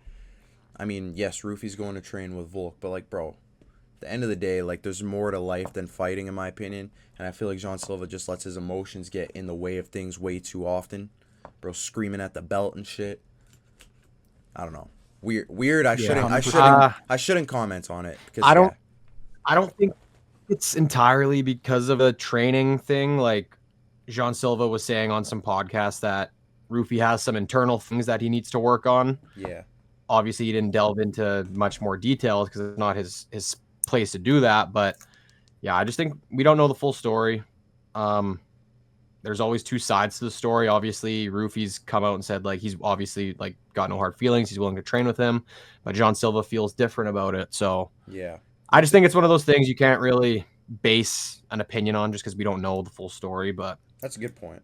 That's a great point. Weird. It's very weird. I will say, like, you can't blame a guy for wanting to go train with one of the GOATs. You know what I mean? Anybody would do that. Yeah, anybody for sure. would take that opportunity. I don't like how I guess just Jean Silva's reaction to it. I feel like if you go through something with a guy like to that extent, you got like the whole I don't know if we're gonna get like shadow banned for saying freaking offing himself, but like bro, like if you go through something with a guy like that, like I feel like that's like a lifelong bond after that, and I feel like we don't know. If Roofy's dealing with something, then you got to help him out too, bro. We don't know the full story. It's true, but so yeah, maybe we shouldn't comment on it like that, but yeah, weird situation, but yeah, Roofy looked good either way. Fucking happy to see him win because I'm a Roofy fan. I'm a big Roofy fan, big Fighting Nerds fan in general. But yeah, move on to the co-main here. We got BSD, Dan Hooker. This shit went exactly how I thought it would, bro. I could not have fucking predicted this shit any better. Yeah, BSD domination. This dude is just continuing to look better and better and better every single fight. Herb Dean, this shit went exactly how I thought it was gonna go, except it went 2 minutes and 15 seconds too long. I obviously took under 1.5 in this fight, and it was, bro, when BSD had, I think he had him in a body triangle, like right center of the octagon. He was trying to chase a choke. Like it was coming up on that halfway point through the round. I'm like, bro, please just like sink it in. You got like 30. It was like a minute left, and I'm like counting the seconds down, just watching the clock while also watching him work. I'm like, bro, like he could fucking pull this off here. And then sure enough, wasn't able to do it. Dan was able to survive a bit longer, but ended up just finishing him off. 15 seconds left in the round, a little ground and pound type thing. Yeah, Herb Dean let it go a little longer than I honestly expected, but that's Dan Hooker, bro. You gotta exactly. It's he knows who fucking Dan Hooker. is. He's not gonna. Yeah, you don't want to end that fight a little too prematurely because then Dan's gonna have a problem with it. But I don't even think he can really argue the stoppage. Yeah. He gave him plenty of time to try to get out of that position, but fuck, does BSD look good, man? Yeah, dude. Holy shit. Yeah, he looks really Yeah, strong. I don't got too much to add. BSD dominant win. And yeah, Herb, man, you gotta call that one a little sooner. No, I don't blame him because it's like QJB said, it's Dan Hooker and he's also fighting on home soil. So like I don't blame I get that. I don't blame him. But yeah, it was I get that. If it's anyone else though, like yeah. Yeah. No, I that's just hate to see that. Like no, that's fair. That's fair. especially if Dan's like kid was watching that, like his daughter, bro. Call that shit, dude. Don't Yeah. let her watch that anymore. But it's Yeah, like it's a fucking I doubt fight she was, game, bro. bro. it is, bro. That and also fucking that's fight Dan game. Hooker, bro. Like he's the type of dude. I'm sure if if he didn't get finished and like he was defending a bit better, he might have won that third round, dude. He might have came out there and finished BSD because that's just the type of fucking guy that Dan Hooker is. So yeah, I don't know. It's never know. tough. It's tough. It's tough. It's a tough tough situation to be in as a ref, but could have ended sooner. Also, don't blame Herb for that, but yeah. Main event. Ooh, boys. Volk versus This Diego. fight went exactly how I said it was gonna go, boys. Yep. Not for me because I first saw Diego making the correct adjustments. I first saw him, cracking Volk, pause, and finishing him. Whoa. Cracking What the fuck? cracking him and finishing him is nuts. But I saw Diego just getting that finish. And you know what, bro? Sometimes you're right, sometimes you're wrong. And I was wrong. And I'm a man. I'm not ashamed of admitting I was wrong. Fuck, did Volk look good, dude? This guy, he's making his kind of vouch for being a GOAT. He is in the GOAT conversation. Volk is one of the GOATs, bro. He might be in my top 5 GOATs. Yeah, bro. Shit, he looked might be in my fucking top 3. Unreal. Like I said, this fight went exactly how I expected it to go. I predicted it looking very similar to the first one. It's kind of eerily weird how similar it was. Like, Diego wasn't credited with a knockdown in this second fight, but I feel like that when he caught him with that little when he caught him with that shot and Volk just kind of dropped, he got right back up, obviously, but that's a knockdown. I would consider that a knockdown, right? I feel like that's a knockdown. And obviously, it happened in the first fight. Yeah, bro. I scored it 4-1 for Volkanovski, but I could argue like it was a shutout as well. Yeah. Like he looked better this fight than he did in the first one. Like I said, going into this fight, I just didn't think any of the adjustments Diego was going to make were going to be enough to beat a guy like Volk. I just think he's way too fucking smart. He's so good at 5-round fights. And like you said, bro, he's the fucking GOAT. Like I genuinely think he only loses to the Islams, to the Ilias. I think everybody, like, it's his division, bro. I think once he's gone, Diego will probably control it for a little bit. Obviously, a couple of years, we could see some shakeup in that division, but I just think, yeah, bro, he's way too good. Exactly, bro. Kevin Vallejos, Diego Lopez, that's going to be the two top dogs in that division, but I'm fucking happy Volk won, bro. Adds to the legacy. Now we can see him go out there and fucking get some new opponents, get some first blood in there, and just keep the train rolling, bro. Yeah. I'm happy. Yeah. Yeah, like I said last week, I thought Diego was gonna make some adjustments and at least make this a closer fight than it was. It was actually Volk that made the adjustments and made this a cleaner fight for him, right? He came out with very minimal damage compared to the first fight, and dude, he is so good, man. Yeah, I will say, a lot of people are saying like this is a shutout. I do think Diego at least has one round. And I think I get why people would say it's a shutout, but I think it's pretty clear that it's a 4-1. I think MMA Guru had it 3-2. Whoa. Or he said I saw his reaction to the fight, bro. He was like surprised when Volkanovski was given the fight. Really? Yeah. He genuinely thought when the judges were reading the scorecards, he thought all 3 of them had it for Diego. Really? I don't know what he was That's What was weird. he watching. What the fuck? What Yeah, was he seeing? Yeah. it was a very, very weird reaction, but The What one judge that I had don't know. He's 50-45 was a little weird. I don't know. I don't think it's 50-45. I don't know, crazy. bro. I don't think it's crazy to say it was a I don't know. 50-45, dude. I really don't. I think, yes, I do think it was a 4-1, but I think Volk like controlled that fight for a majority of the fight. Even the round that Diego won, it was I was iffy. I was back and I think forth. it was that knockdown, bro. Yeah. I think it was such a close round. It was that knockdown that wasn't even credited with the knockdown if you look at the stats, which, but like you could argue aside from that knockdown, bro, Volk he just fought better in that round. He was more active, landed the better shots. Yeah. Every time Diego, bro, what I loved was every time Diego switched stances, bro, Volk switched stances. That's Yeah. not something we really saw in that first Yeah. fight. Like that's one of those big adjustments that I saw make. Because Diego loves to fucking switch stances and just kind of mix it up with those guys. But Volk, bro, he's just too smart. That's the thing. Fucking switched it up, went back the other way. Ooh, That's crispy. the thing about And Volk, bro. as Diego was keeping him on the back foot, like he did a good job moving back and not letting Diego pin him. Yep. Volk, He didn't let him keep him in one area. He's so good with that. Volk fought like he was he fought like he was the bigger guy, keeping Diego at distance, jabbing, leg kicks. Yeah. Yeah, that's the thing about Volk is he's so good at switching stances, bro. He's such a clean fighter. I love everything about his game. He's so good in every aspect, dude. And yeah, like I said, Volk might be top 3, top 5 goats, man. It's tough to deny. Dude, he's him at got this great point. cardio too. Like Yeah. if I were to build a perfect fighter and I need cardio, I'm picking Volk. Nah, we picking Marab, bro. You know that. We picking Marab. I don't know. I might pick Volk now, bro. I might pick Volk. That's Recency bias. bias. I might pick him. That's recency bias, bro. You know Marab's cardio is crazy. No, Marab does have crazy cardio.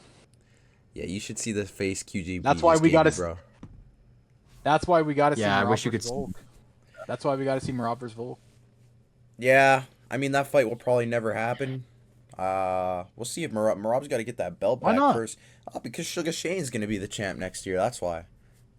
Man, But Sorry, Sugar. I want to come to the Pickle Dojo. But nah, dude. Yeah, that was a banger. Volk, I'm sorry for ever disrespecting you, brother. This dude's the fucking man. This dude's the man. I love Volk. He's the. He Yo, 145. I was goat. low key thinking of throwing you guys under the bus during the Cam Rowston interview and letting him know that you guys picked against his boy. Yo, you can't do I that. didn't, bro. You can't do that. I didn't. I know, bro. I was like, I can't do that to the. The thing is, it's not picking against Volk out of like not liking him, bro. It's just like I just thought Diego would make the adjustments. Like usually the younger fighter is gonna win in those situations, right? But it's fucking at the end of the day, Volk is Volk, and he's the man. So Bro, at the end of the day, I love Volk, bro. It's him and Lopez, my 1-2 favorites, bro. Like, dude, Volk is such a sick dude, man. Like, I think deep down, I knew Volk was gonna win, but like, it was kind of like me projecting that Diego was gonna win. And I did say it in the car afterwards. I'm like, maybe I just gotta start picking I gotta start being real with myself and just like, kind of like what I did at Pereira vs Ankalaev too.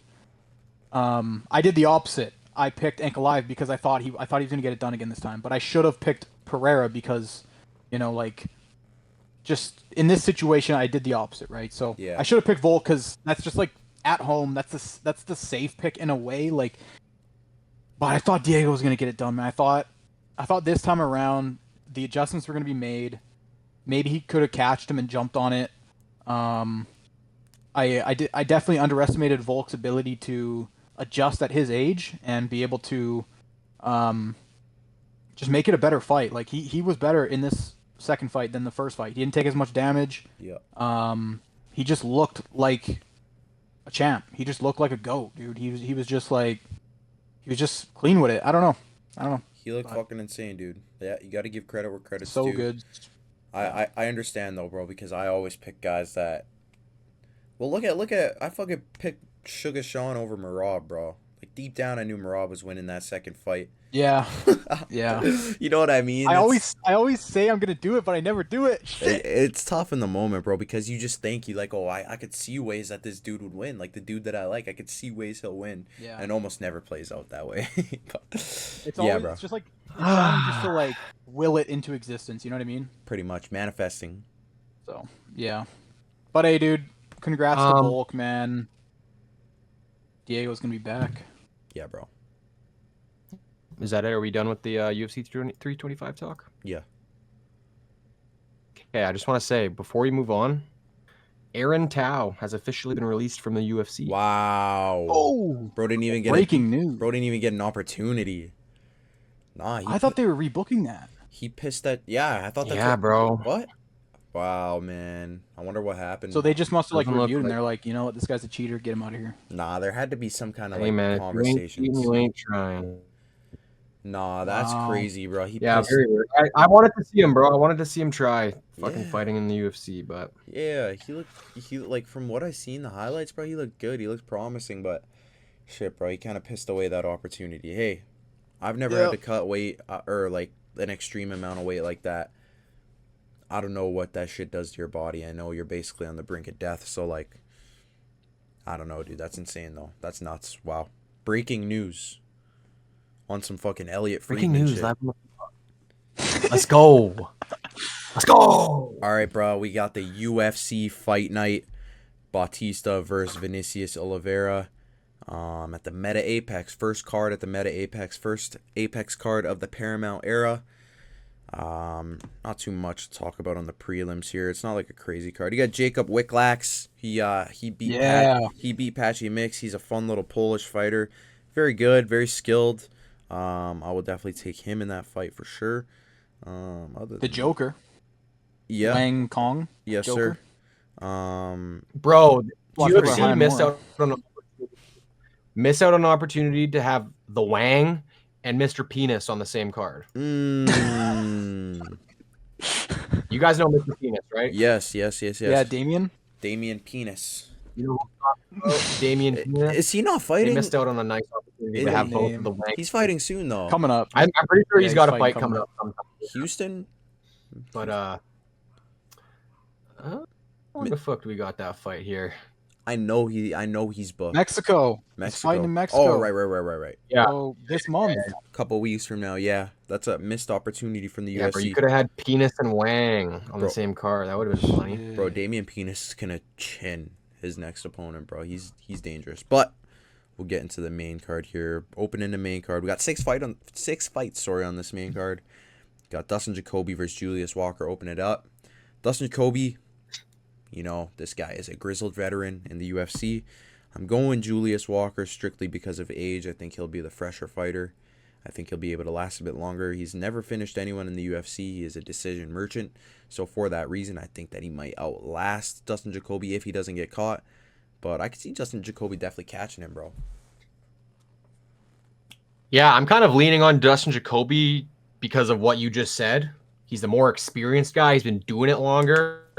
I'm not a big fan of Julius Walker's movement in the octagon. Cardio-wise, we've seen him gas out before. I'm just kind of leaning on, like the veteran experience.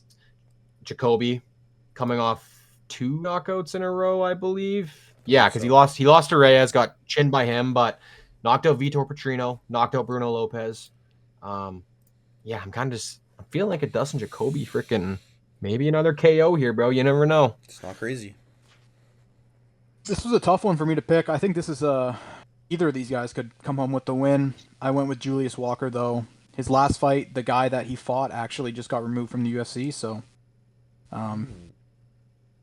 it's unfortunate. But hey, dude, he lost like 4 straight, something like that. So whatever. Yeah, I think Julius Walker can get it done here. I will say, like Dustin Jacoby, been doing it a while. Could also see him getting it done. Bart, So this your is pronunciation. I love your pronunciations. Dustin Jacoby. First we had What did I say? Kennedy Chuck Wu. Now we have Dustin Jacoby. You know I'm not pronouncing that dude's name. No, I don't know how the Kennedy. fuck to say that I'll shit take- either. Dude, there's so many names in the UFC. I legit just have to like make up my own like variation.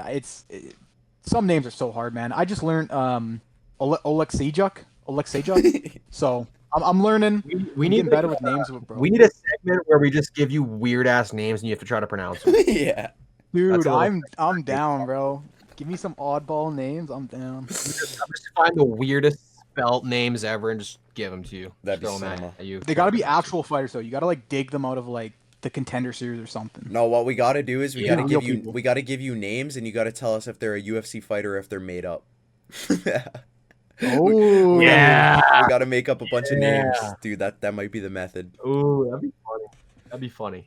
Dude, the thing is, I'm really good with like fighters. Like I know a lot of fighters because I'm making posts and shit. But like I know a lot of fighters, so We could do MMA it's fighters. just like maybe names are not hard UFC. to pronounce. We could do MMA fighters instead of UFC. Yeah. So like guys in different promotions. You could say, oh, Yeah, like Like- Ryzen, PFL. yeah, exactly. But yeah, That'd be good. Julius Walker 2-1 here. QJP's going with Jacoby. This next fight is my fight of the night. Gene This is Matsumoto. gonna be a banger. Yeah, this can be a banger. This is gonna Gene be a Matsumoto versus Farid Basharat. Got Matsumoto, who's only had one loss in his professional career. Basharat, who's undefeated. This is going to be a very high level scrap, boys. I think it'll be a decision, and I do see Basharat winning.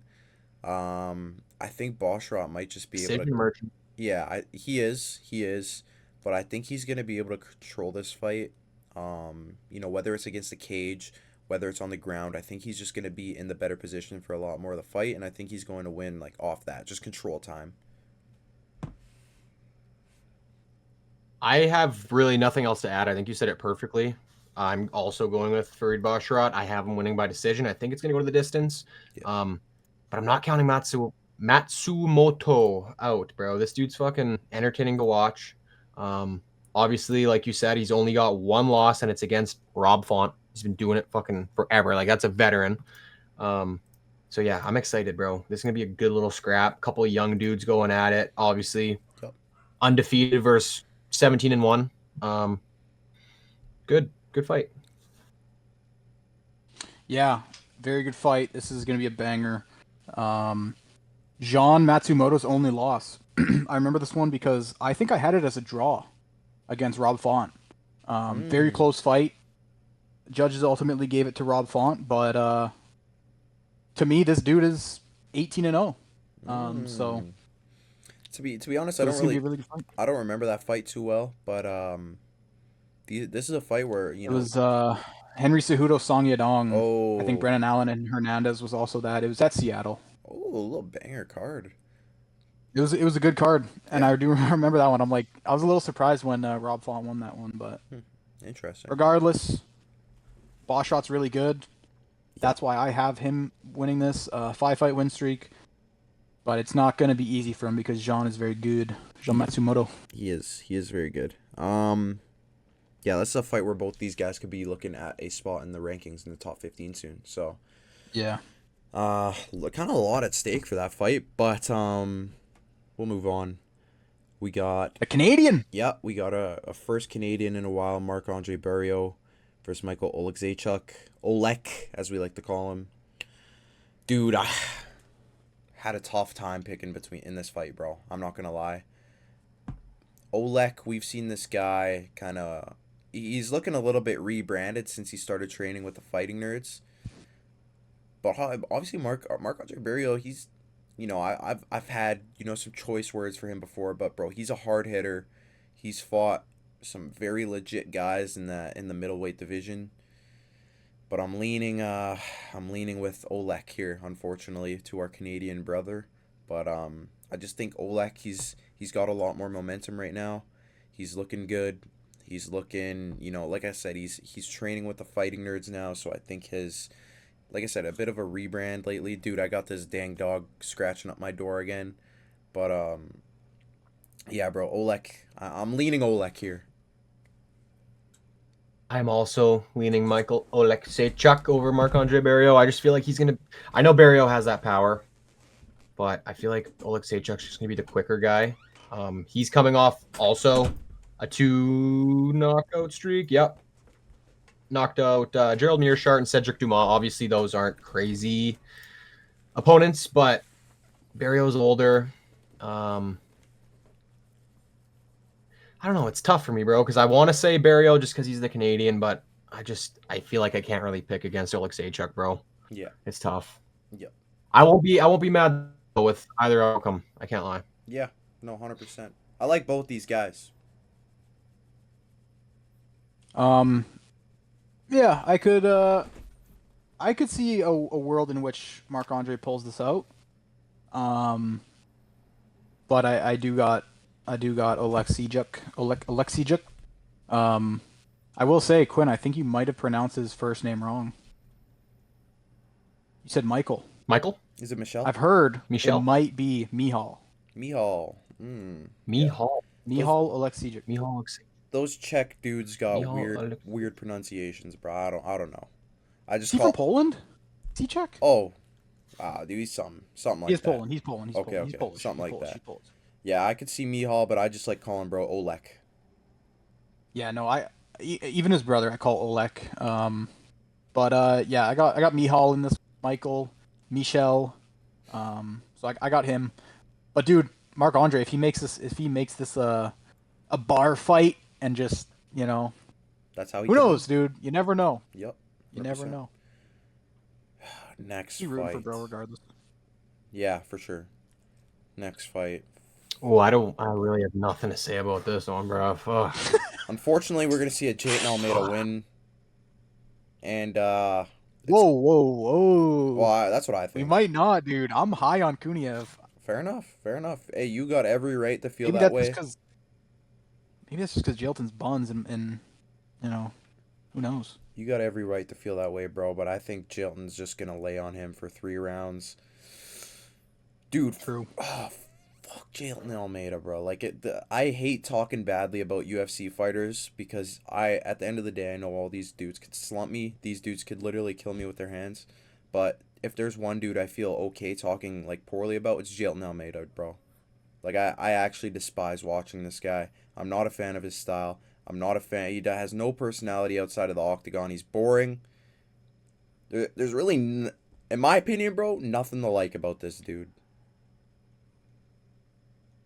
Yeah, I'm in the same boat like you, bro. Nothing really to like about him other than the fact that he gets wins.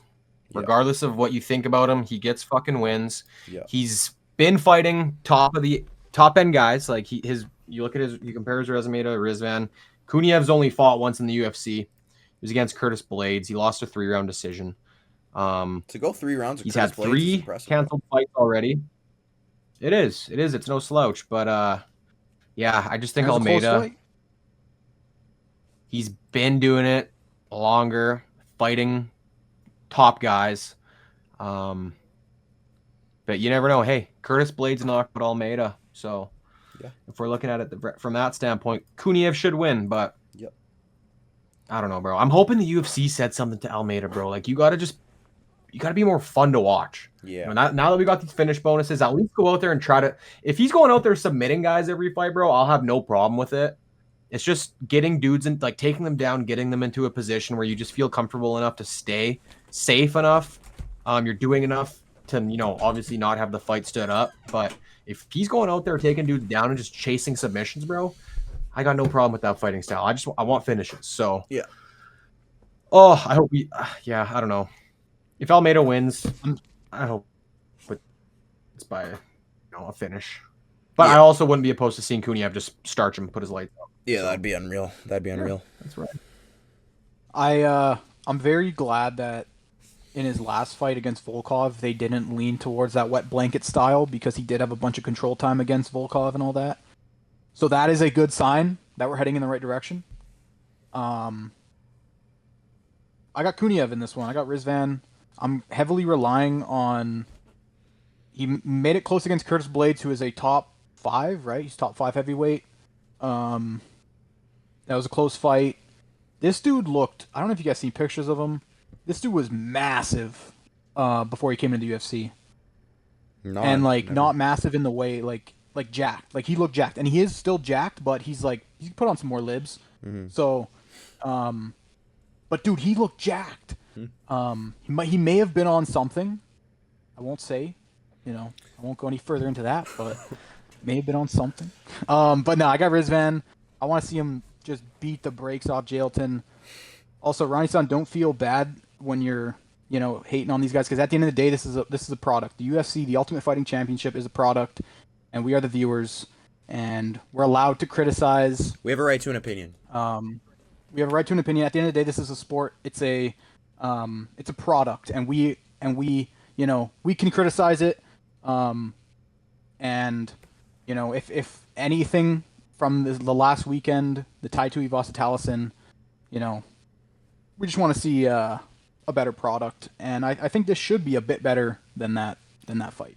I just want to see heavyweight great again, man. And, I do acknowledge that all these guys could fucking slump me, man. All these guys could slump me and put me in a body bag, and I completely acknowledge that. But there's just guys that... Yeah. There's just guys that...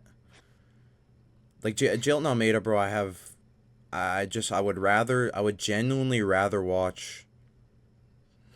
I don't even know. I'd rather watch Amir Albazi. I'd legit rather watch Amir Albazi. We got 2 Buns guys on this card this weekend.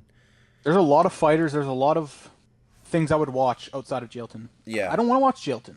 No. I just don't want to watch him. Thank you. I'll watch him if he gets slumped, but... Yeah. It's just... All right. Fuck this Jailton Almeida talk. Let's move on. Yeah. Fuck Jailton We're Almeida. just talking about him. All right, we got co-main event, just mentioned, Amir Albazi versus Kyoji Horiguchi. Whoa, did Kyoji look good at 323, boys? Kyoji looked good at 323. I think we might see a little masterclass here.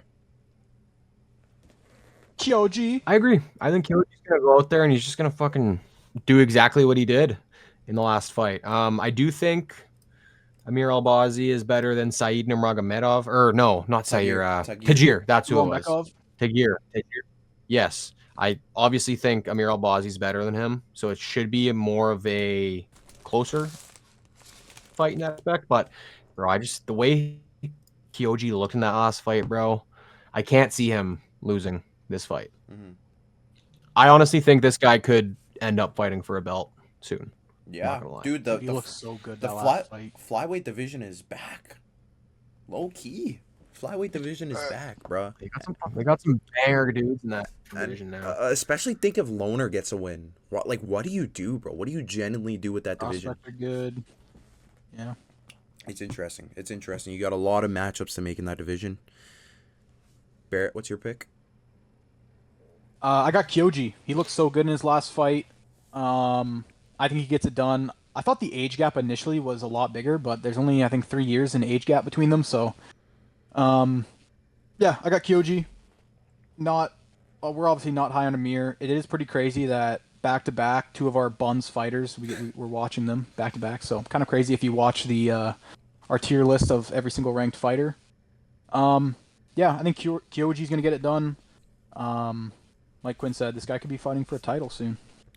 To be fair, I only have Amir Albazi in Buns, not because of fighting abilities. I think he's a good fighter.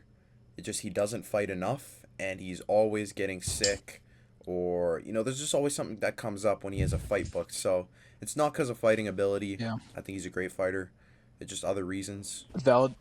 But That's valid. we got the main event. Boys, I'm really looking forward to this one. I won't even lie to you, boys. I'm looking very forward to this one. I'm pretty fired up. This is a very good fight. A very good main event. We got Vinicius Oliveira versus Mario Bautista. Now, this is a tough one, brother, because I also didn't realize Vinicius is already 30. That's insane. But, dude, this dude hits so fucking hard. Man. And I will say I wasn't crazy impressed with how he looked against Kyler Phillips. I'm pretty sure I remember saying that on the pod, actually, or telling you guys that. I wasn't really impressed with him. I do think Mario Bautista is going to show that there's levels to this, but the thing is with Vinicius Oliveira, if he catches you, if he clips you, you're fucked, essentially. You're fucked. So, there's always that chance. I just think Mario Bautista will show that experience.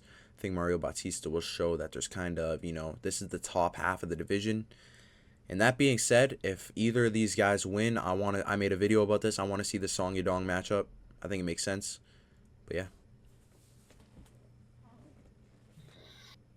Yeah, dude. Obviously I had Mario Bautista winning this fight. I do still probably think he's gonna win it, but I'm not gonna take him. I like Lockdog Bro. One of my favorite fighters just stylistically to watch. I was actually watching it was some fight night when he landed that crazy fucking flying knee on Sopai or Sopaj or whatever, put him out cold. I saw that fucking live, bro. I experienced that in the moment. Yeah. I remember sending a video to you guys about it. That shit was, You were there watching at it, the bro. event? I was at the event, bro. Yeah, I was in the building. Yeah. I realistically probably think Mario's winning this fight, but like you said, bro, you never know with Vinicius. All it takes is one shot, one knee, one punch, one kick. Doesn't matter. And he can put your lights out. So I'm taking Oliveira just based. I'm not even thinking with my brain here, bro. I'm thinking purely with my heart. I like this guy, like his fighting style.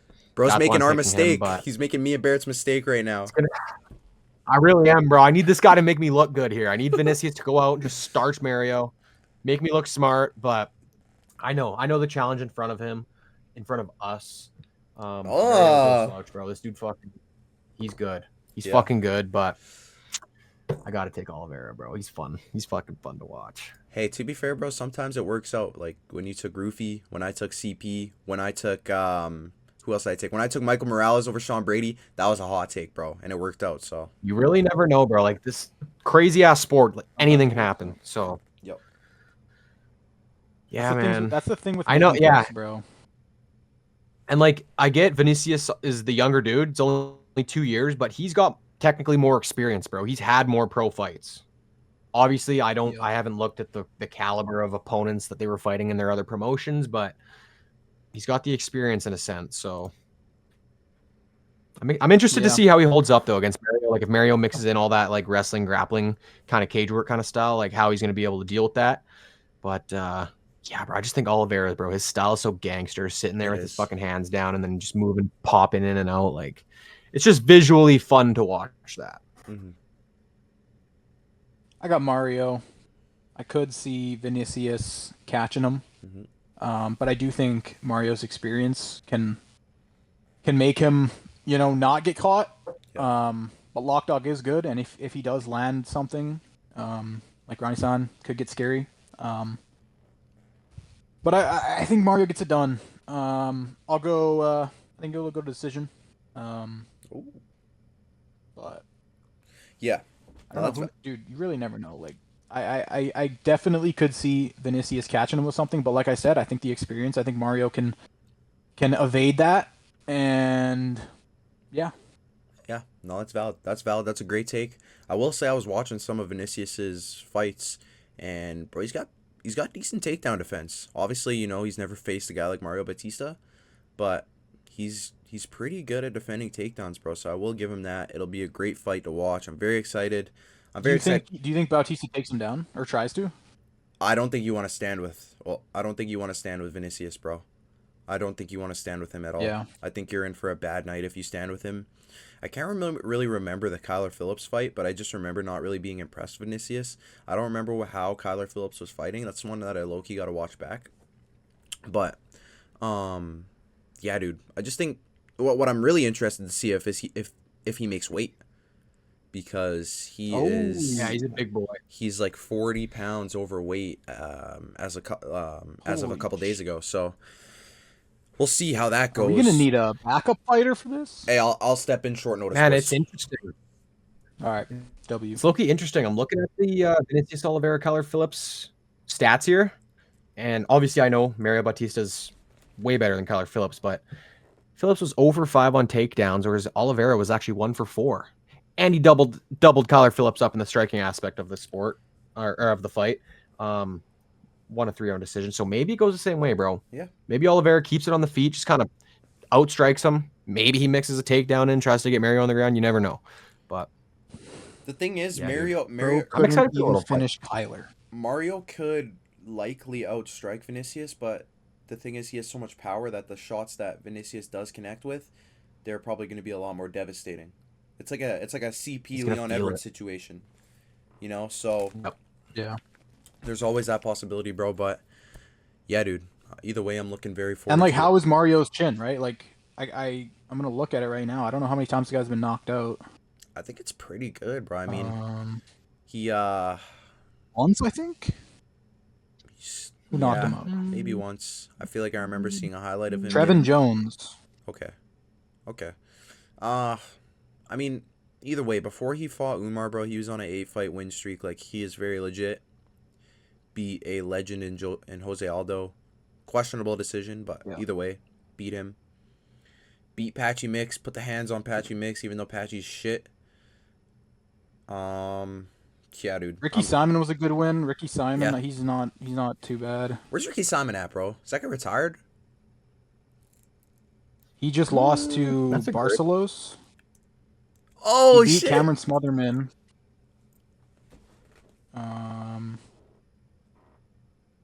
I guess he doesn't have a fight announced right now. Oh, interesting.